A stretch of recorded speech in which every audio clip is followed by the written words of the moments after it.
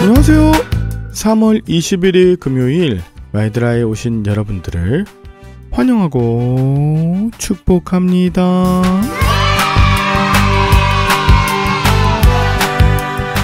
마이드라를 하루 전에 녹음하다 보니 그 전날에 묵상하면서 보였던 것과 새벽에 나와서 시작 전까지 묵상하는 것, 그리고 말씀을 전하면서 깨닫게 되는 것, 다양한 차이가 있거든요.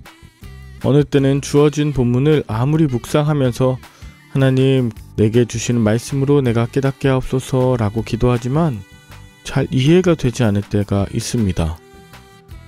그러나 겸손한 마음으로 하나님의 말씀에 귀 기울일 때 제게 말씀이 깨달아지는 복이 허락되고, 그날 저녁 또 새벽 기도 때 말씀을 전할 때마다 주시는 은혜에 그저 감사할 따름입니다. 이제 3월도 10일 정도밖에 남지 않았는데요. 남은 날들도 내게 주시는 말씀, 풍성한 은혜로 충만하신 그런 하루하루 되시길 축복하며 오늘의 마이드라를 힘차게 시작해 보도록 하겠습니다. 자, 출발!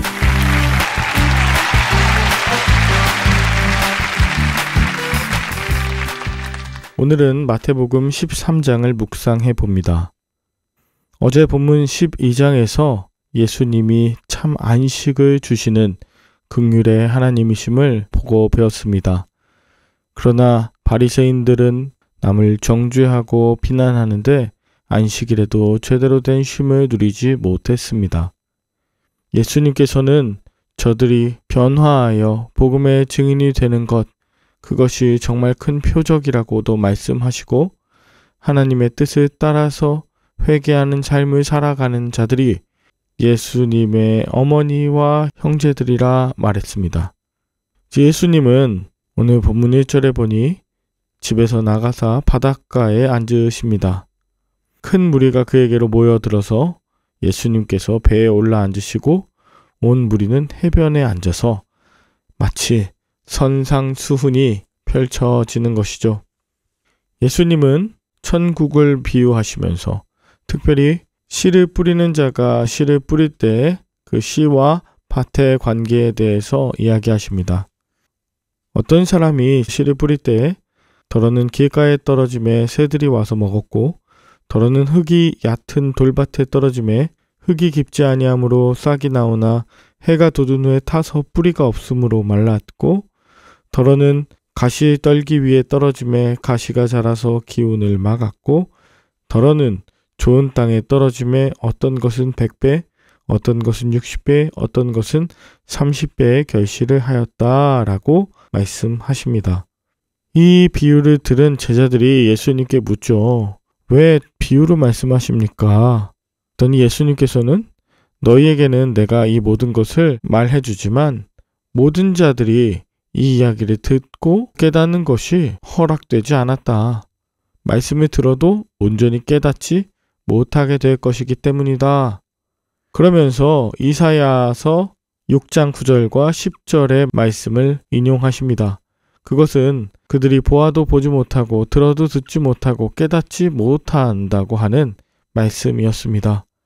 그러나 예수님과 함께한 제자들은 16절입니다. 너희 눈은 봄으로 너희 귀는 들음으로 복이 있도다.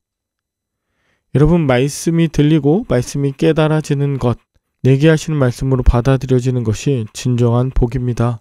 아무리 씨가 뿌려져도 그 씨가 길가나 흙이 얕은 돌밭에 또는 가시 떨기 위에 떨어졌을 때 온전한 열매를 맺지 못하기 때문이죠. 예수님은 씨 뿌리는 비유를 통해서 아무나 천국 말씀을 듣고 깨닫지 못할 때에는 한번 생각해 봐야 한다. 악한 자가 와서 그 마음에 뿌려진 것을 빼앗고 말씀을 듣고 즉시 기쁨으로 받지만 그 속에 뿌리가 없어서 환난이나 박해가 일어날 땐 곧 넘어지거나, 또 세상의 염려와 재물 유혹에 말씀이 막혀서 결실하지 못하는 것이다. 즉 씨의 문제가 아니라 그 밭의 문제이고, 또한 악한 자가 와서 그 마음에 뿌려진 것을 빼앗는 그것의 문제다. 좋은 씨, 곧 복음은 문제가 없다. 중요한 것이 이제 23절이죠. 좋은 땅에 뿌려졌다는 것은 말씀을 듣고 깨닫는 자니 결실하여 100배, 60배, 30배가 되느니라. 자, 여기 말하는 좋은 땅은 무슨 땅입니까? 이 옥토는 낮은 곳에 있어야 합니다. 높은 곳에 있으면 금방 말라버리고 수분을 공급받지 못하겠죠. 낮은 곳이어야 합니다. 겸손한 것이어야 돼요. 또한 좋은 땅은 그 안에 유기물들이 많이 있어서 잘 썩어서 영양이 많은 그런 땅이죠. 때로는 아픔과 고통, 수많은 일들을 잘 품고 잘 썩혀서 갖고 있는 자여야 됩니다. 그런데 그냥 그렇게만 있으면 썩은 땅이 되지 좋은 땅이라고는 할 수 없습니다. 좋은 땅은 온전히 기경되어야 합니다.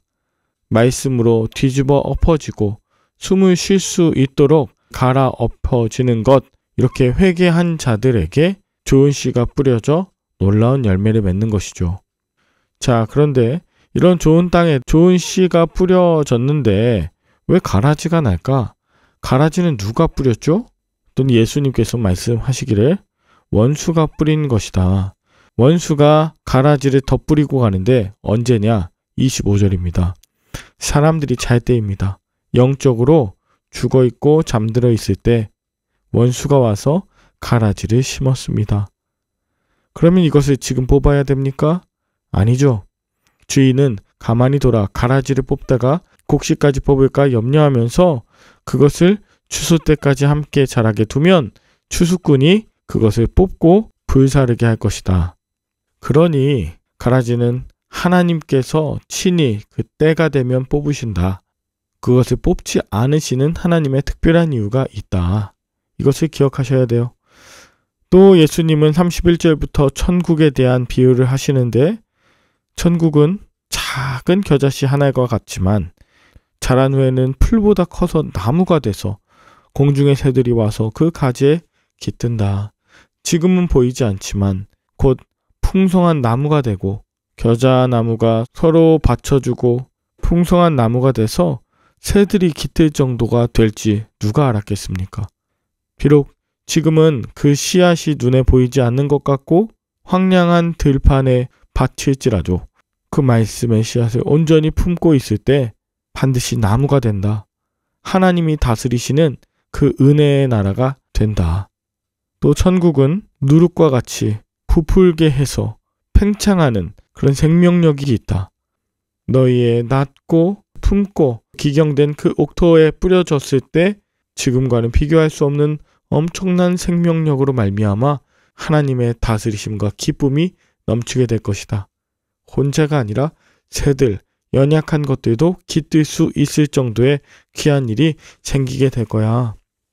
예수님은 이렇게 천국의 비유를 말씀하시고 나서 53절 그곳을 떠나 고향으로 돌아가셔서 그들의 회당에서 가르치셨다 합니다. 그런데 54절에 그들이 놀라 이르되 이 사람의 이 지혜와 이런 능력이 어디서 났느냐 하면서 이는 그 목수의 아들이 아니냐? 그 어머니는 마리아, 그 형제들은 야고보, 요셉, 시몬, 유다라 하지 않느냐? 그 누이들은 다 우리와 함께 있지 아니하냐? 그런즉 이 사람의 모든 것이 어디서 났느냐 하고 예수를 배척했습니다. 예수님은 그곳에서 존경받지 못하셨고 나사렛에서는 그들의 믿지 않음으로 말미암아 많은 능력을 행하지 않으셨습니다.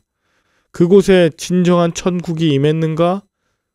하나님의 다스리심을 받은 구원받은 자들이 많았는가? 오히려 없었다는 것이죠.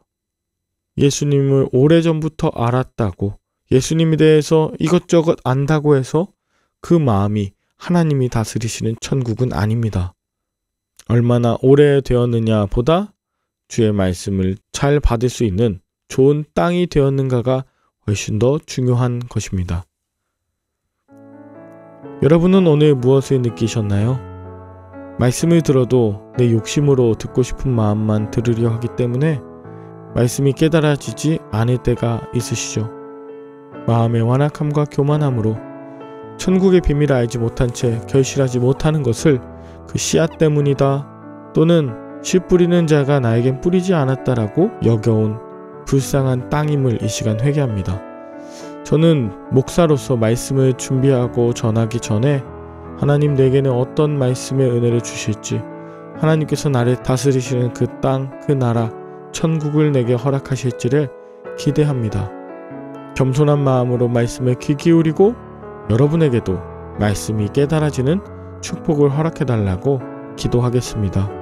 또한 예수님이 태어나신 곳이라고 해서 인간적으로 예수님에 대해서 조금 안다고 해서 천국이 이루어지는 것은 아닙니다.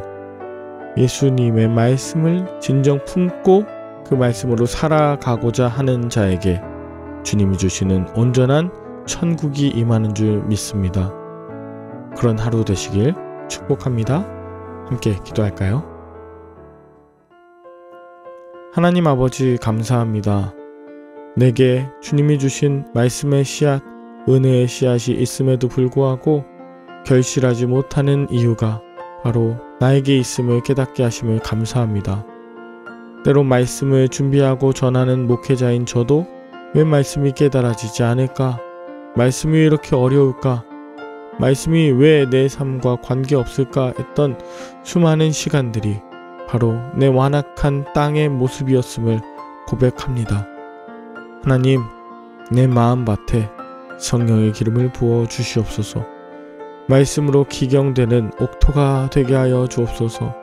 아픔도 슬픔도 그 모든 것을 품고 잘 썩혀내는 내가 되게 하여 주시옵고, 날마다 주님께서 뿌리실 때마다 풍성한 결실로 인해서 하나님 나라 천국 복음이 확장되는데 우리를 사용하여 주시옵기를 주 예수 그리스도의 이름으로 기도 올리옵나이다.